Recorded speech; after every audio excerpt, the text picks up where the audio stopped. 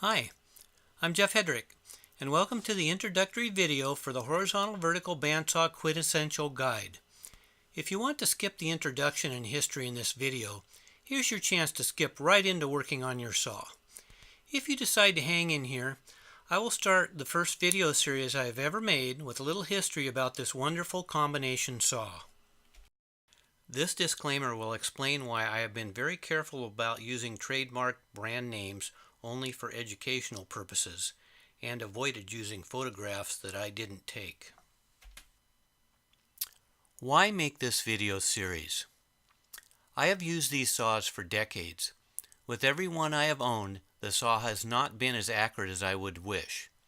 However, that was not as motivating as the fact that each of these saws eventually went out of adjustment and started misbehaving by making poor cuts, starting to throw blades, and reducing blade life dramatically. I personally was unable to resolve how to adjust these saws from the information in the manuals or from other sources. Eventually I determined why and how the saw goes out of adjustment. I found out not only how to return it to a usable state, but to optimize it. During this process I came to appreciate the design of these saws. I went on to create this video series and then develop some products to enhance the horizontal vertical combination bandsaw. The definition of utility is the state of being useful, profitable, or beneficial. The horizontal vertical bandsaw is one of the highest utility tools in a small shop. It can be a frustrating tool. It can be a dangerous tool. OFG Garage, LLC intends to reduce the frustrations and danger with these videos and a family of products. Bandsaws are in general an efficient tool that has a narrow kerf but still delivers the work over a large blade surface. Bandsaws dominate lumber operations, bone cutting, and many other areas.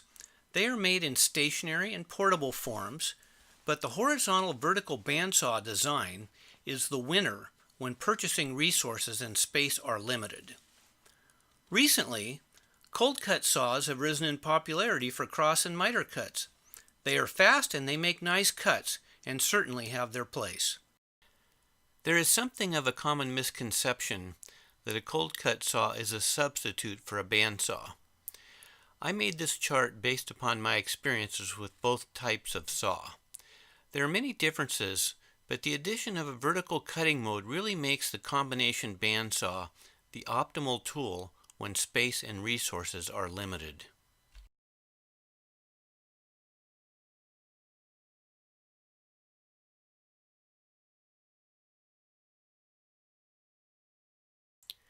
Because you are pushing material toward a blade that has small teeth, it is easy to forget what that blade can do if you get distracted.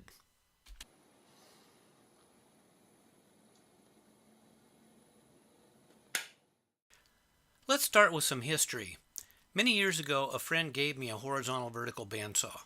It was a Foremost brand, and for some unknown reason, it was totally missing the vise.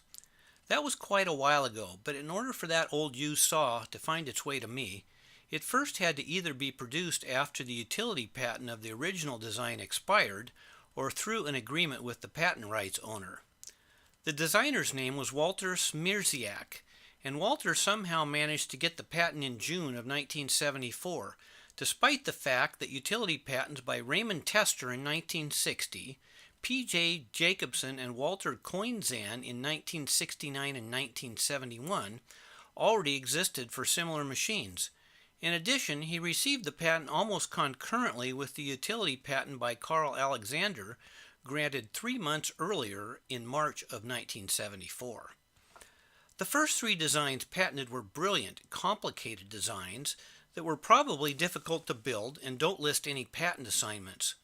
Carl Alexander assigned his patent to the Wells Corporation, and you can still buy used examples of the original design on eBay. Walter Smirziak, however, assigned his patent to the Wilton Corporation, and while they don't make bandsaws anymore, copies of their production can also be found on eBay. Patents of this period ran 17 years from issuance, so the Wilton assigned patent would have expired on December 16, 1988, over 29 years ago.